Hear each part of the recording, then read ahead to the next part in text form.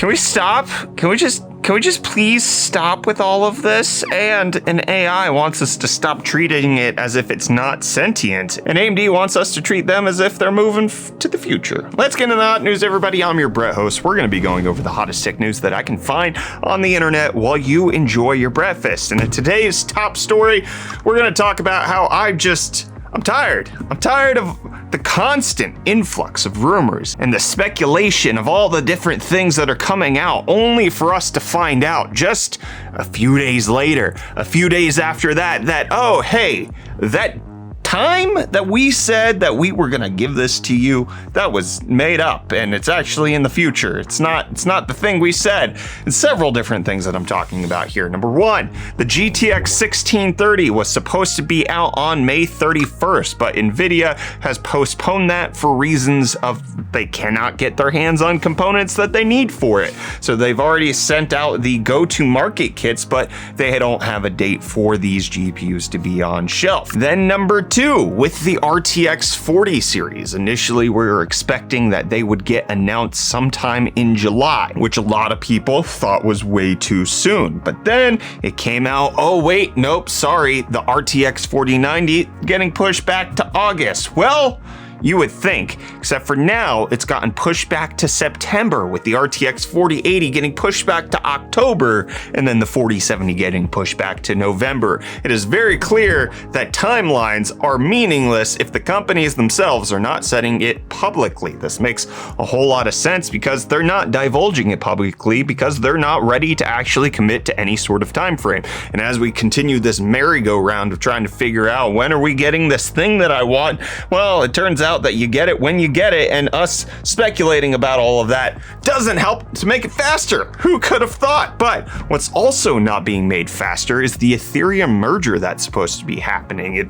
was supposed to happen all the way back in 2017, never did. It's the proof of stake, proof of work merger that makes it so that you can't use your GPUs in order to mine Ethereum in order to do the proof of work algorithm. Initially, it was supposed to launch a long time ago, but then it got updated with a roadmap saying that it should happen to the middle point of this year. We're at the middle point of this year. It got delayed until like August or September, we guess, unless they hit some sort of roadblock, and here's the roadblock that they ended up hitting. So they tried to switch on some sort of difficulty bomb in order to make it so that they could actually make this work. Turns out that there was a bug in one of the older test nets, and so they actually have to delay it and roll back the difficulty bomb that they set off for Ethereum, making it so that Ethereum's switch over to proof of stake is delayed yet again. This is the thing that people have been clamoring for since 2017, saying, oh, don't buy GPUs for mining, they're gonna go extinct because Ethereum's gonna switch to proof of stake.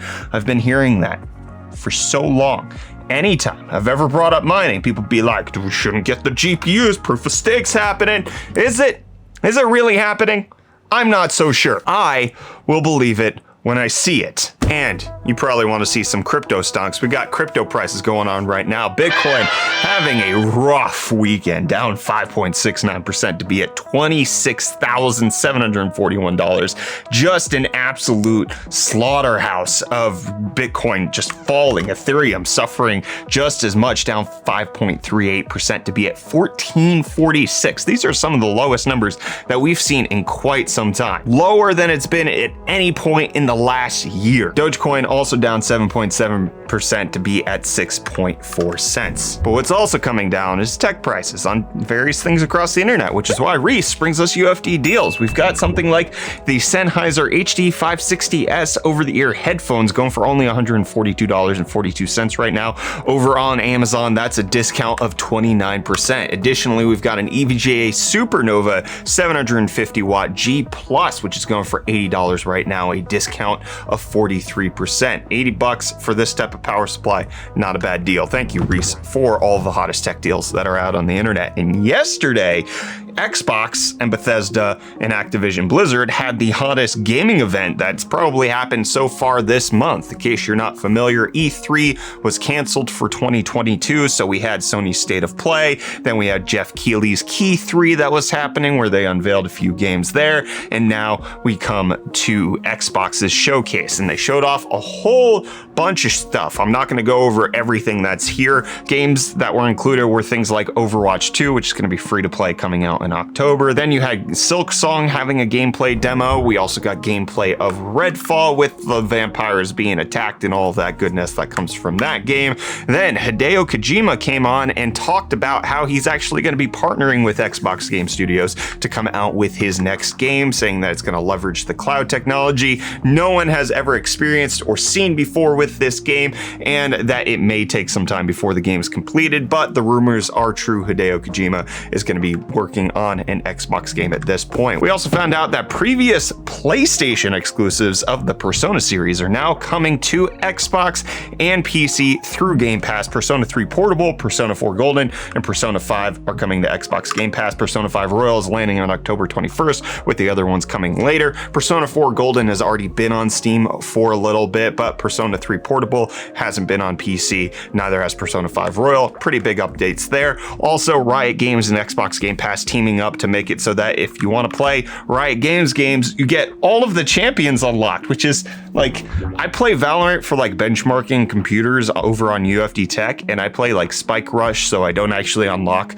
new agents as they're called, and now I can finally have all of them thanks to my Game Pass integration. You love to see it, and a lot of people love to see that Diablo 4 was shown off, and it should be coming out in 2023 after the rampant issues and money grab that is Diablo Immortal. I'm not 100% sure this is actually going to satisfy what gamers want, but let me know if you're excited for Diablo 4 down below in the comments. And then the preeminent game that people are expecting to come out from Bethesda, Starfield, was shown off with a bit of gameplay. This headline kind of says it all. It has a big No Man's Sky energy. Bethesda saying that there's over 1,000 planets that you can go to, which is great and all, but which of them have the fewest bugs, Todd Howard? It would let me know which ones are the most playable. No Man's Skyrim is essentially what you're getting with this. It looks very No Man's Sky-y.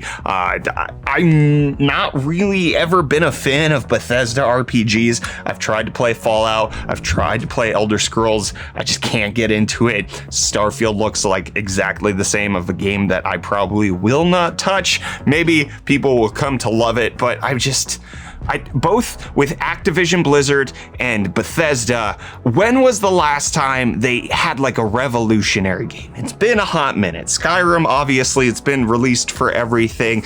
Blizzard, They've only been having a ton of missteps lately. It reminds me so heavily of what happened with the game studio BioWare, where people were like, oh, they made Dragon's Age and they were great at it. And like, oh, this game that they're putting out here is bad. Oh, Mass Effect Andromeda is bad. Oh gosh, Anthem, what is Anthem? I feel like we're on that same path with Bethesda and Blizzard. I could potentially be wrong. I hope I'm wrong, but I don't have the highest of hopes for these games. But the game that I do have the highest of hopes for is GoW Ragnarok, and there was rumors floating around last week that it was potentially getting pushed back until 2023, but then there's new rumors that it's coming out in November. So take that with whatever slamming hammy jammy you want to in order to let your breakfast slide on down, because I can't handle it. It's just Sony Santa Monica Studios, please tell me we're supposed to allegedly, again a rumor,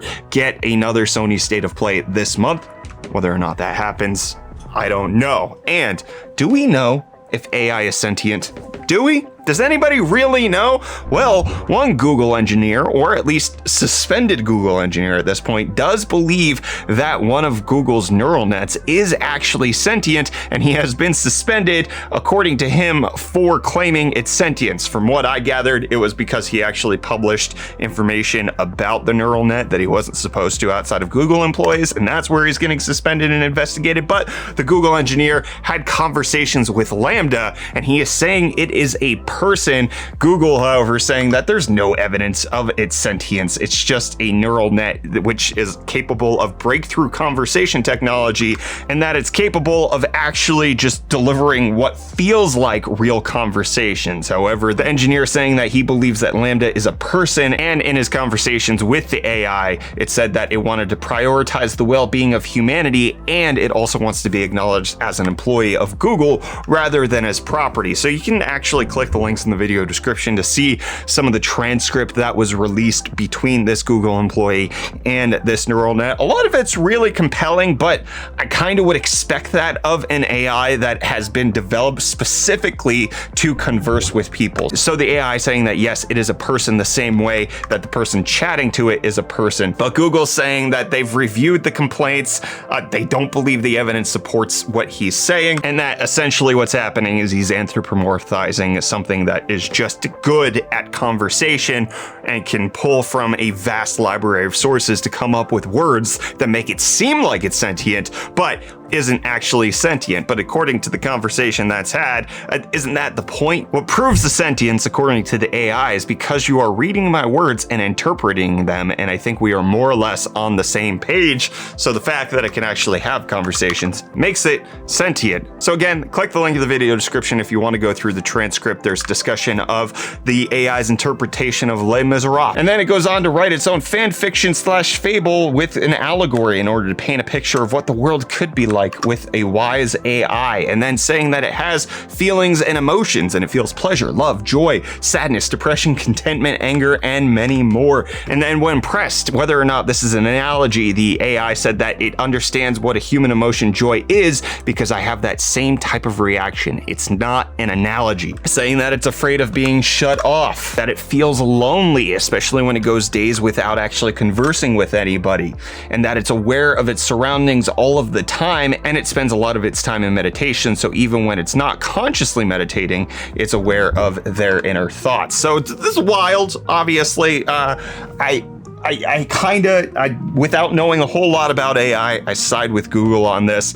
It's a neural net that has been specifically designed to mimic human conversation, which obviously toes a huge line of like, then how will we differentiate? If it can actually answer questions, if it can actually overcome objections, and what makes it real at that point? And when does Skynet become activated?